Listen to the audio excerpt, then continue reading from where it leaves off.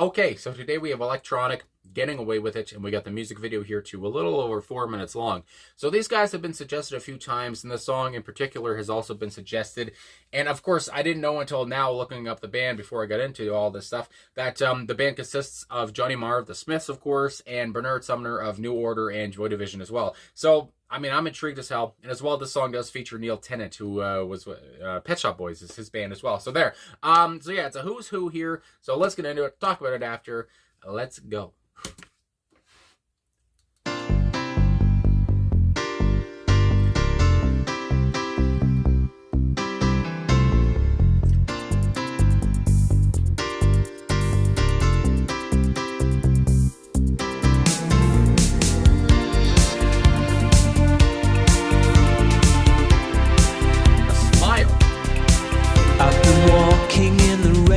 Just to get wet on purpose.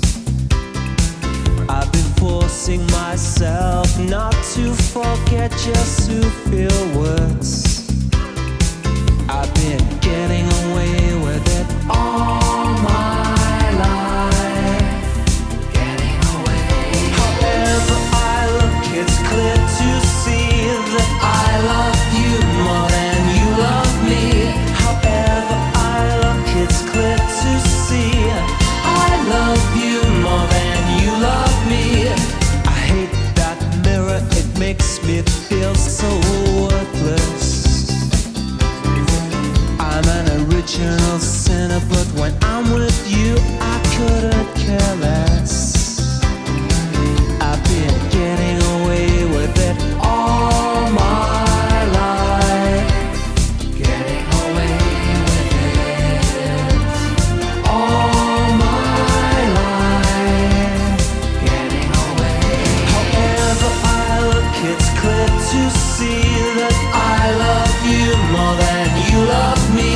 However I look, it's clear to see I love you more than you love me. I love you more than you love me.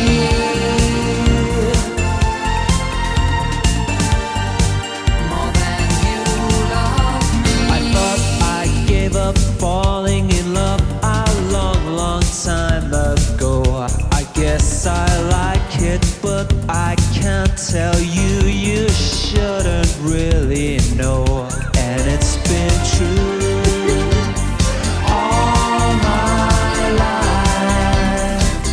Yes, it's been true all my life.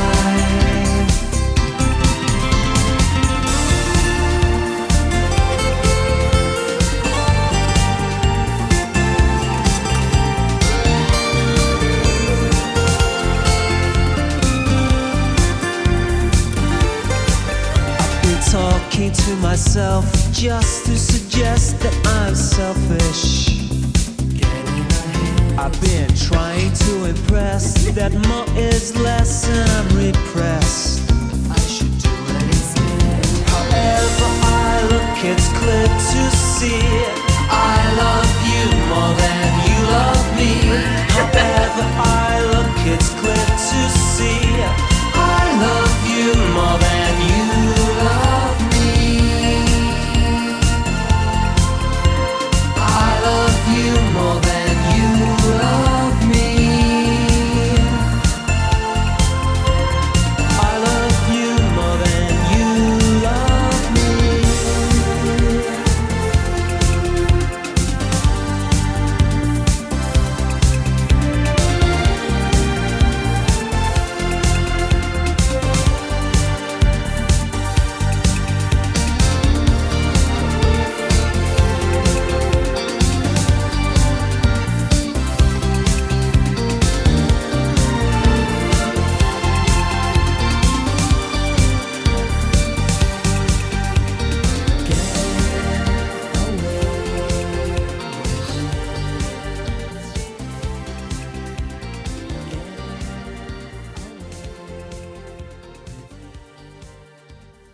Nose. Well, there it goes. He's been getting away with it since about the early 80s, hasn't he? So there we go. My goodness, electronic and getting away with it. I always want to say the title of the song at the end there. So I didn't mention off the top, but of course when you look this song up, and it's like what I read when I looked the song up from Johnny Marr.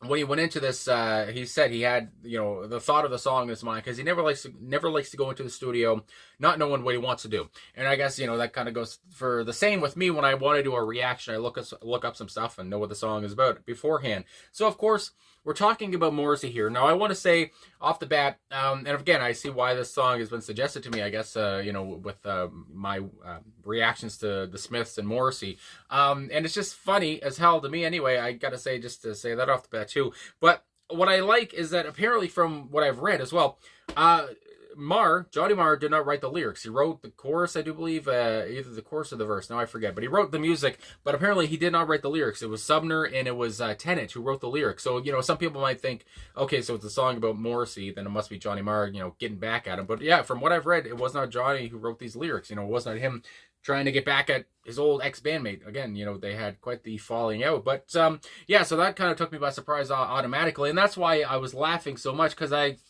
understand, I guess the meaning of the whole thing, so it just makes it funnier to me, because from the music perspective, now talking about the instruments and stuff, obviously it's, you call yourself electronic, you're going to have to sound electronic. And I mean, yeah, that's very much prevalent here with the programming, the synth bass, the house piano, I would say there too. It was just, I mean, from the get-go too, it just, like I said, the programming and everything about that, it just feels so 80s, and it just has such a groove to it, and such a beat, my goodness gracious. And so I like that a lot. It just kind of sways along. I mean, same goes with Sumner's vocals here. They just kind of sway along. You feel like it's kind of so easy going, I guess, in a way. And that's what I want to get to now after talking about, I guess, some of the instruments. Sumner's vocals are so deadpan, and it's just like, I don't think, from what I'm getting, this song is not supposed to be serious. This song is humorous. This song is a parody of, I guess, Morrissey, and it's just, to me, I thought it was hilarious. And I mean, maybe Morrissey, I don't know if he ever talked about it, but I'm sure he probably said maybe it wasn't. But yeah, I don't know. Because a lot of Smith's lyrics, a lot of Morrissey lyrics are maybe self-deprecating. Not maybe, they're self-deprecating, but at the same time, they're self-deprecating, and he can kind of laugh at himself in some ways. Again, some people think that it's all just so sad, it's all just very, I guess, morose, and I guess that's what the song is kind of depicted here. But I do believe that Morrissey can be, I guess he can laugh at himself in a way, and I feel like that's what this whole song is doing. It's just kind of making fun of him in a way, but it's also it's so kind of over the top in a way as well. And yeah, so anyway, I thought it was just hilarious. I couldn't get enough of it.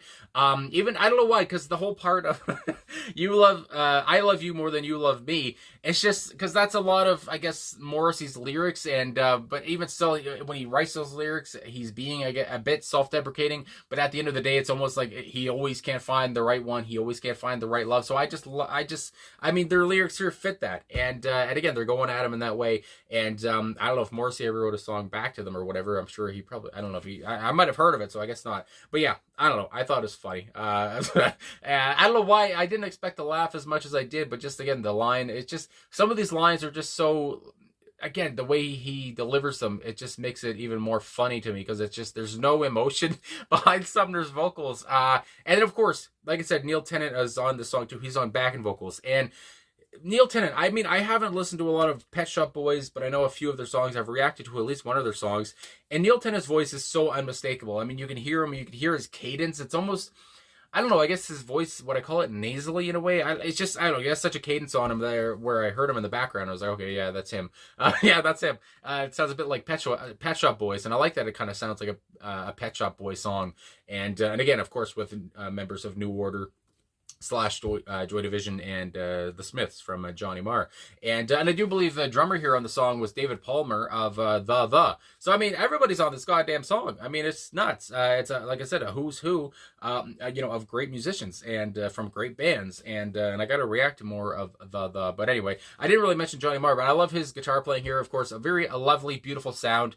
Kind of very much contributed to that low-key vibe that the song had the whole way through. And he did have, as people mentioned, a rare guitar solo. And again, I never really thought about it, but yeah, Johnny doesn't have that many guitar solos. I mean, he's not like Slash from Guns N' Roses or anything. And I never really took the time to think about that. But yeah, it was nice to have a little guitar solo in there. And as he said, I guess he thought he had to fill the gap with something, and he knew it had to be a guitar solo. So that's where he went with it, and it worked pretty god darn well. So yeah, again, just to say, wrap it up with a bow before we get into these lyrics now. Again, I enjoy Morrissey, but I know to some people he always seems so depressed and so out of it and so kind of, I don't know what other word. I'm sure many people can insert more words, but yeah, morose and miserable, whatever the hell. But at the same point, I do think he can have fun. I do think that he can be, as I've heard a story actually recently on TikTok. My God, Noel Gallagher was talking about a night out with Morrissey, and he talked about how different he is in person, and it was one of the best nights out he's ever had. And again, it's just, I don't know, I feel like Morrissey kind of plays up that persona. I guess that's what the whole point is here. And in real life, maybe, or whatever, he's not as depressed as his lyrics may seem. Anyway, so let's get into these lyrics now. I mean, I've reacted to the man so many times. I hope I know a little bit of something about maybe what he's like behind the curtain. I don't know. So we'll look here at the first verse, with, of course, Sumner. I've been walking in the rain just to get wet on purpose. And again, it's just so over the top, and that's what it's a parody. I don't think they're trying to have a personal attack at Morrissey. It's just more being humorous, I guess, whatever. And I guess I did see a quote actually from Morrissey. I said about, I don't know if he said anything earlier, but I did see that he did say something when I was reading something earlier, and he said that the title was very apt. So I mean, there you go. Anyway, just to get wet on purpose. So again, this guy is obviously depressed, and he's just, walking in the rain, walking in the puddles on purpose, because who cares? What's the point? I've been forcing myself not to forget, just to feel worse. And I mean, that's real. I mean, as somebody who has gone through some things, I guess, over the past couple months, with death and stuff like that. Yeah, you think about those things just to feel more depressed and just to lay more in your misery. I mean, it can be relatable sometimes, but obviously it's not good for you. I mean, you should probably go to therapy or something, or work it out yourself. Then we have the pre-chorus with Sumner and Neil Tennant. And again, I can't say it enough, but Tennant's voice is just unmistakable. It's just so nice and tender. I mean, all their voices here are so light and feathery. I've been getting away with it all my life. And I guess that's the whole point now that we know. I mean, you would think on the surface that the song is about a relationship and a guy who can't find love and the right one, all that stuff, kind of what a Morrissey song might be about. I was just seeing what the hell's outside. Anyway, but again, it's about Morrissey himself here, and talking about how he's been getting away with this miserable persona, I guess you would say, from their point of view forever. And yeah, I've been getting away with it all my life. My goodness. And again, just the deadpan delivery all the way through is just hilarious to me. However I look, it's clear to see that I love you more than you love me. Again, there's some kind of nasal, like the way he delivers these lyrics seems to be like he's just having so much fun with it. However I look, it's clear to see I love you more than you love me. Again, very, I mean, maybe, yeah, making fun of Morrissey's lyrics, I guess you might say there. And again, at the end of the day, that seems to be always the problem for him. He loves someone more than they love him. I mean, my goodness gracious. I hate that mirror. It makes me feel so worthless, so I'll keep looking at it. My goodness gracious. Anyway, I'm an original sinner, but when I'm with you, I couldn't care less. So much of the same as the first verse. I mean, that's the whole point of this track here. We're going to say this kind of the same thing over and over, but in different ways. And but it's still hilarious to me. Then we have the pre-chorus once again. And then the chorus here, however I look, it's clear to see that I love you more than you love me. Again, all about depression, all about negativity, all about being self-aware of all of this too, and just being miserable about it. And sorry for the abrupt pause there, but anyway, I thought I gave up falling in love a long time ago, but yet here I am again. My goodness gracious. I guess I like it, but I can't tell you. You shouldn't really know.